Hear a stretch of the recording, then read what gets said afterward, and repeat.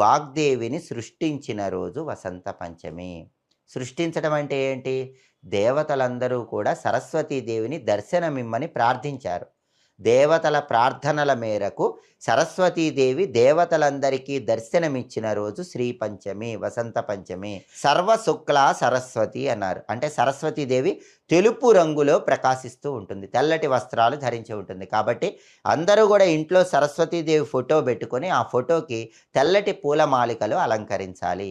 సరస్వతీదేవికి 9 ఒత్తుల దీపం అంటే ఇష్టం. కాబట్టి అందరూ కూడా సరస్వతీదేవి ఫోటో దగ్గర ప్రమిదలో ఆవు నెయ్యి పోసి 9 ఒత్తులు వేసి దీపాన్ని వెలిగించాలి.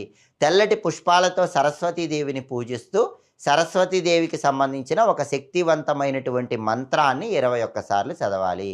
ఆ మంత్రం ఏంటంటే ఓం ఐం సరస్వత్యై నమః. ఇది మంత్రం. ఓం ఐం సరస్వత్యై నమః. ఈ మంత్రం 21 సార్లు చదివాక సరస్వతీదేవికి ప్రత్యేకమైన నైవేద్యాలు సమర్పించాలి. ఏ నైవేద్యాలు సమర్పించాలి? పాలు, పెరుగు, తెల్ల బెల్లము, తెల్లటి కొబ్బరి, చెరకు ముక్కలు, వీటన్నిటినీ సరస్వతీదేవికి నైవేద్యంగా సమర్పించవచ్చు. లేత కొబ్బరి బోండా నీళ్లు కూడా సరస్వతీదేవికి నైవేద్యంగా సమర్పించవచ్చు.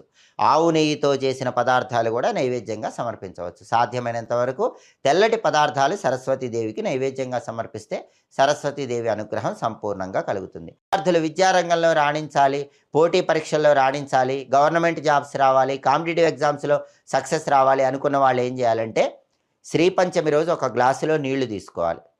ఆ నీళ్ళ మీద అరచెయ్యి ఉంచి ఓం ఐం వాణ్యై స్వాహ అనే మంత్రాన్ని 108 లేదా 54 లేదా 21 సార్లు మీ వీలును బట్టి చదవాలి. చదివేటప్పుడు గ్లాసులో ఉన్న నీళ్ళ మీద మీ వేళ్ళు ఉండేలాగా చూసుకోవాలి.